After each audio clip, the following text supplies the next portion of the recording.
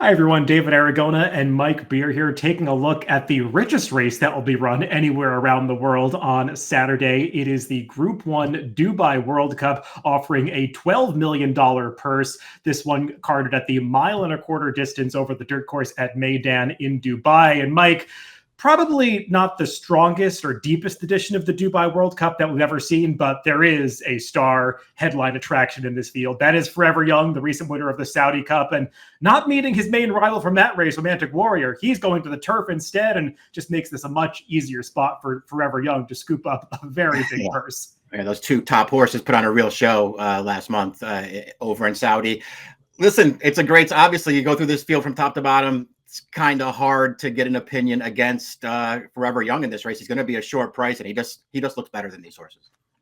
And Mike, we don't have a Timeform US pace projector for this race because so many of these horses have only run overseas, so we don't have pace figures for them to create a pace projector. But looking at this race, it doesn't seem like there's a ton of speed in here. I think you know what you're going to get from the horse that's drawn on the rail, which is the number 10 horse, Walk of Stars. He likes to go forward. He was contesting the pace along with Forever Young in the Saudi Cup, but Forever Young just ran away from that one when they got to about the 3/8 pole. So I wonder how far he can take his speed. His stablemate Imperial Emperor also has a little bit of early speed, but I didn't think this was the kind of race where they're going to be blazing up front. Yeah, me either. And that's probably just another factor that sort of points you to the favorite in here, because Forever Young, he's shown, especially in his recent races, David, that he can just be forwardly placed in his races no matter how fast the pace is. And it just makes him that much tougher. Well, let's do our horse-by-horse analysis, and we're going to go through this field in post-position order, so those numbers in the left-hand column that you see, rather than program number order. So we're going to talk about them from the rail on out. So we'll begin with that horse that has all the early speed, the number 10, Walk of Stars, drawn in the inside post-position, Mike. And as I said, he ran against Forever Young in the Saudi Cup, contested the pace with him, got towards the front end, and as soon as his main rivals started kicking for home, he just could not match their acceleration and quickly dropped out, was no factor in that race. He did run much better in two prior starts, going the two turns, mile and 3/16 at Meydan, both at the end of December and then in the Group 1 Al Maktoum Challenge in late January, where he did beat today's rival and stablemate Imperial Emperor. So he's got races in him that sort of put him at this level. I just wonder if he's going to be able to step up against tougher company and do it against this field. I didn't think he was going to be able to either, although I guess, you should at least, and you pointed it out, that you should at least maybe give him at least some consideration because it's a different track now. I mean, he wouldn't be the first horse to ship over to that Saudi track and not really handle it. He obviously didn't run well there. He's already run very, very well on this track. Is it enough to make a difference? I don't think so, but we'll see. These connections did win the Dubai World Cup last year in gate-to-wire fashion with Laurel River. We'll see if they can pull it off again with Walk of Stars. The number 8 is Rattle and Roll. He has drawn post position number 2. And Mike, he did pick up pieces last time in the Saudi Cup. He's one of, I think, 6 horses that ran in the Saudi Cup that are all coming back in this Dubai World Cup. And Rattle and Roll just has very little early speed. He dropped out the back door early and was running on at the end, but he was never really a threat in that race. I suppose a little more distance is going to help him, but he's going to need this pace to come apart. He's just got a lot to prove, especially against a horse like Forever Young, who is a top class horse. And listen, as good as Rattle and Roll is, and he's good, he's not a top class horse. He's just a really nice horse. His first start over in Saudi was actually impressive with a big run from out of it. And he was running at the end of the Saudi Cup last time, David, but he was so far back and he was never in the frame there. He's going to need a better trip than that. And then he's just going to show up with the absolute best that he can do.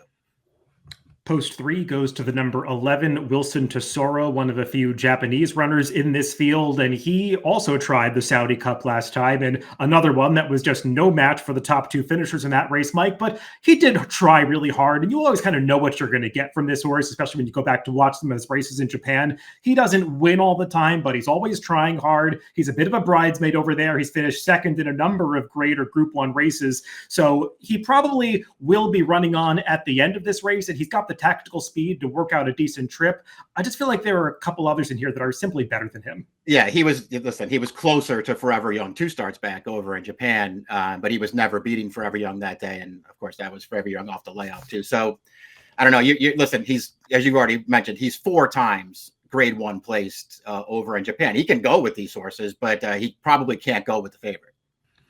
Mike, should we take the last race of Ushba Tesoro, the number 9, who's drawn in post 4, as maybe a sign that he's starting to turn things back around? Because this horse was sluggish away from the gate in the Saudi Cup. I mean, that's just his MO. He's never quick out of the blocks, and he dropped way, way back in the early stages. I think he was even behind Rattle and Roll going down the backstretch, but he did make up a ton of ground to ultimately get up for 3rd in that race. And maybe it's a signal that he's getting back to some of his better races, because this is the Dubai World Cup winner from a couple of seasons ago.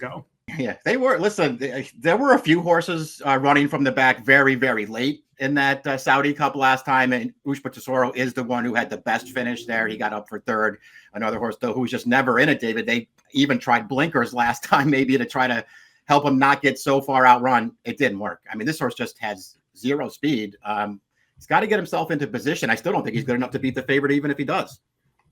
Well, we keep talking about the Saudi Cup. Let's take a look at the replay of the stretch run of that race, and we'll focus on the winner, Forever Young. And Mike, there's just not too many more accolades that we can pile upon this horse, because we already knew he was good coming in here, but I do think we saw him rise to a new level, because Romantic Warrior, his main rival, handled dirt better than I think really even his backers were expecting. He just traveled so strongly, seemed like he was putting this race away coming to the top of the stretch, but Forever Young is so game. As soon as he got to the outside and switched leads, he just comes and gets this horse. You always know that this horse is going to try his heart out, and he did here. He had to go to the bottom of the well, but he was able to get the job done. He's probably not going to have to produce another performance like that to beat this field, even if you think that he might react poorly to having laid it all on the line just 5 weeks ago. Right. I mean, I guess if you wanted to say, listen, he went all in there to beat a really good horse in the Saudi Cup, and maybe he'll, react adversely to that, and it'll open this race up to some of the others. But, something like that has to happen, David. He's just too good for these horses. And you just saw in that replay we just watched, he was awesome in that race. And you saw the distance they put on the rest of that field. Yeah, and we might say that was his best effort ever, but he's run some pretty awesome performances in the past. Arguably the best horse in the Kentucky Derby last year, an underrated performance even in the Breeders' Cup Classic, where he was way too close to a wicked pace. Forever Young is the real deal, and he's going to be awfully tough to beat in this Dubai World Cup. Post position 6 goes to the number 3, Il Miracolo, a horse who we know quite familiarly from the United States. He's competed in a number of grade 2 and grade 3 events, Mike. I've never really thought of this horse as a grade 1 level competitor, and he's just coming in off a layoff. This seems like a really tall task. Yeah, listen, if you want to tell me you think he's underrated, I'll agree with you. I think he is a little underrated, but like I've never taken him that seriously in the, top level races over here. I'm not even sure that a 1.25 miles is great for him either, David. Post 7 goes to the number 2, Hit Show, another runner that's based in the United States. He's a horse coming over for Brad Cox and Wathnon Racing. Brad Cox has a couple of runners on this card for that ownership group, including Flood Zone in the UAE Derby a little bit earlier in this card. And Mike, Hit Show was no match for Locked last time in the Santa Anita Handicap going this distance. To me, that doesn't bode well for his prospects trying an even tougher horse like Forever Young in this particular race. Distance is probably fine for him. I just don't know if he quite stacks up at this level. Yeah, he was one of the ones I didn't really worry about distance with. I think he gets this far just fine, but he also is what he is. And you can see it on paper. He's a real nice horse. He's not a top level horse. Listen, what you know about Hit Show is he'll show up every single time. He's very honest. He's going to run his race here. We'll see if it's good enough.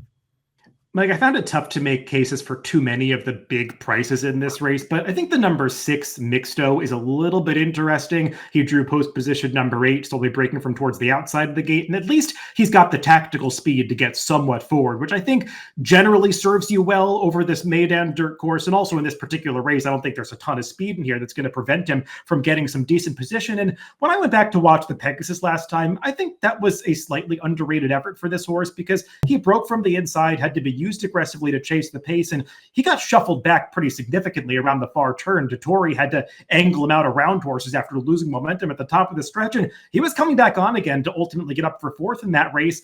I don't think he's good enough or nearly good enough to upset a horse like Forever Young, but maybe he can pick up the pieces to hold on for 2nd or 3rd.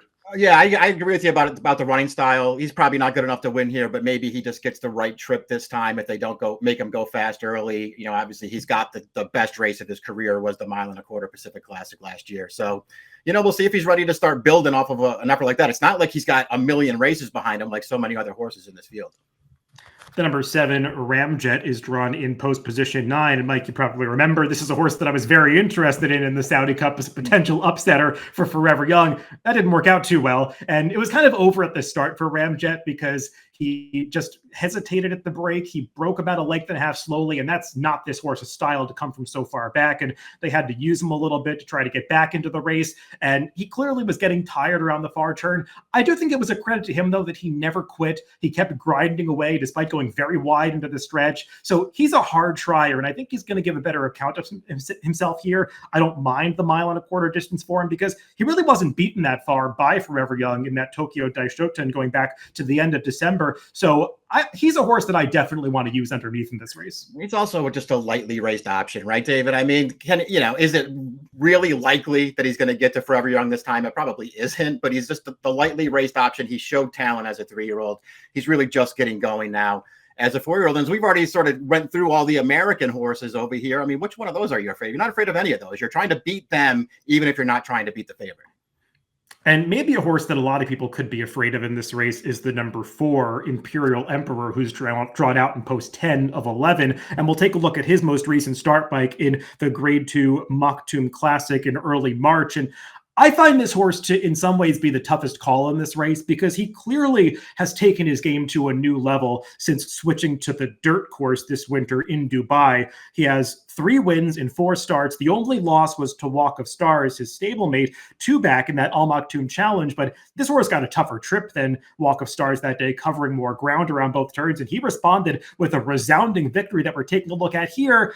I just these days, Mike, question how strong some of these dirt races in Dubai are, especially taking a look at the horse that was second in there, who we're familiar with from his American days. Yeah, exactly. I mean, you just don't know. I mean, he's been impressive. I will say he's been impressive in all 3 of the recent wins.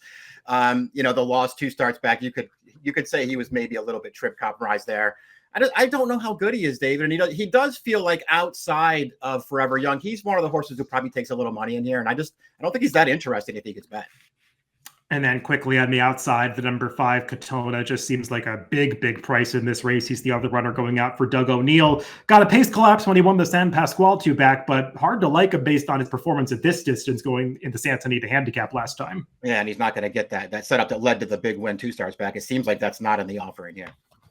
Well, Mike, let's throw up our picks for this Dubai World Cup that will be run in early afternoon, at least on East Coast time. And Mike, you are going to land on the number 1 Forever Young, as am I. We're just not trying to beat this horse. Yes, he's going to be a very short price, one of the few short prices that we're likely to see on this Dubai World Cup night card. But just seems like he's a cut above these runners. Yeah, he just looks too good to me. And I'll be honest, David, I didn't spend a lot of time trying to beat him here. He's too good for these horses. If he shows up, maybe he won't do that. Listen, I'm going to root for Rattle and Roll again because I'm his biggest fan. I don't see him finishing on top of this race. Yeah, I did think about giving another shot to Ramjet in this race, but he just doesn't look like he's quite as talented as Forever Young. He is a horse that I want to use underneath in this race, and the same goes for the number 6 Mixto. 1-11-8-9 for Mike and 1-7-6-11 for me in the Group 1 Dubai World Cup on Saturday. Good luck if you're playing the races this weekend.